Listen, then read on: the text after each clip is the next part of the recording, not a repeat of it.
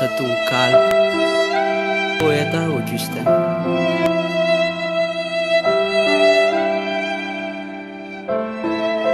Gamba izy tara fa izao bôgôsy loatra.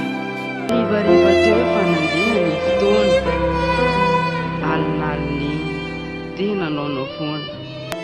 Omaly atoandro teo no iny izao zareo.